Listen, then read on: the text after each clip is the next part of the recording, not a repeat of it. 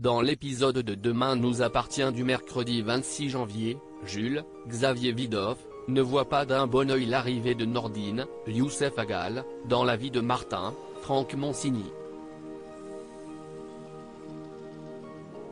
D'autant que du coup, le commandant de police est hésitant quant à son potentiel départ à Lyon.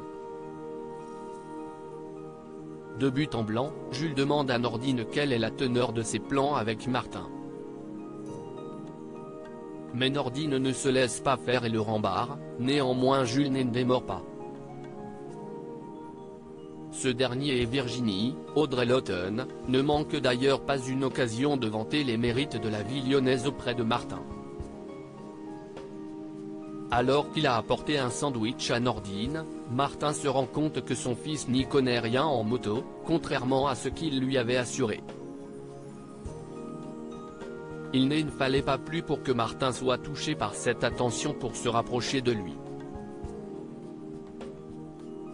Le flic au cœur tendre en profite pour expliquer à son fils qu'il n'est pas sûr de vouloir quitter Seth, justement pour apprendre à le connaître davantage. Une confidence qui va droit au cœur de Nordine qui n'imaginait pas que sa présence influe vraiment sur le choix de son père. Après moult réflexions, Martin a fait son choix, il annonce finalement à Virginie qu'il ne partira pas avec elle. En larmes, celle-ci préfère mettre un terme à leur idylle, refusant catégoriquement une relation à distance avec Martin. Malgré sa peine, ce dernier refuse de se laisser abattre et annonce à tout le commissariat que Nordine est son fils. Une belle preuve d'amour. De son côté, Nathan, Adrien Gabelet, est inquiet pour son avenir. Entre son bac blanc et son procès, il n'est pas serein. Heureusement, il peut compter sur le soutien d'Angie, Louise Marion, qui fait son maximum pour le réconforter.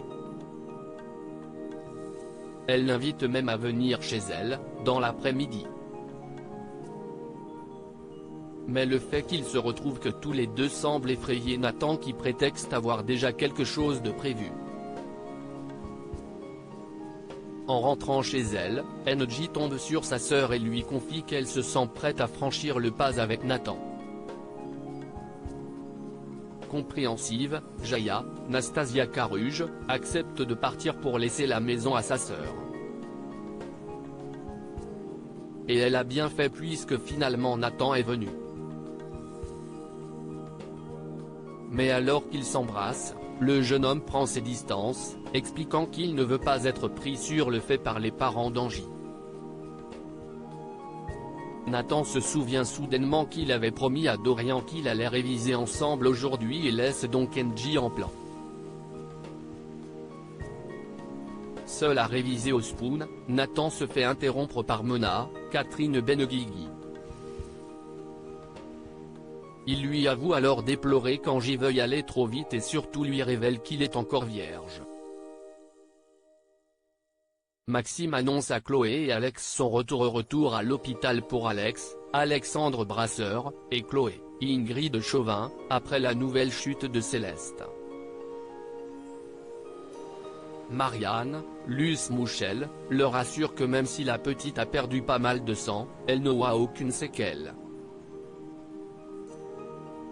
En revanche, elle s'inquiète de voir sa petite fille tomber aussi souvent et cherche à en découvrir les causes, et notamment si elle perd conscience lors de ses chutes.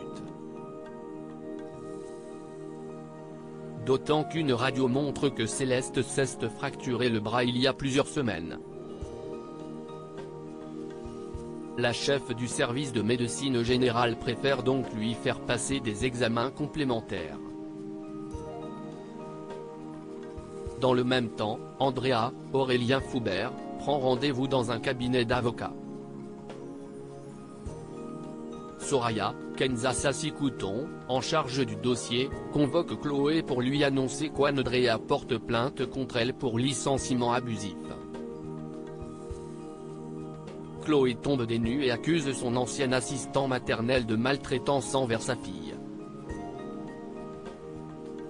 En apprenant que Céleste est à nouveau à l'hôpital, Andrea s'y rend pour assister à la prise de sang de Céleste.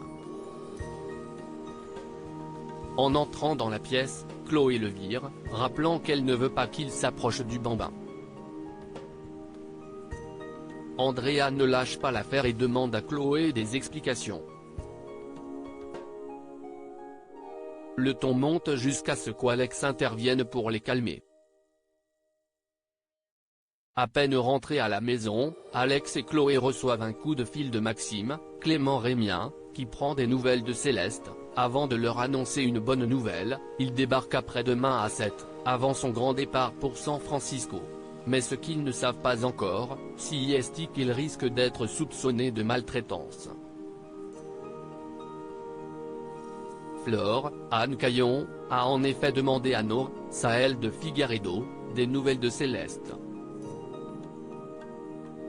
Alors que celle-ci refusait de lui révéler le contenu d'un dossier médical, Flore lui a fait du chantage lui rappelant qu'elle est sa maître de stage et la menaçant de lui mettre un blâme qui la contraindrait à arrêter ses études.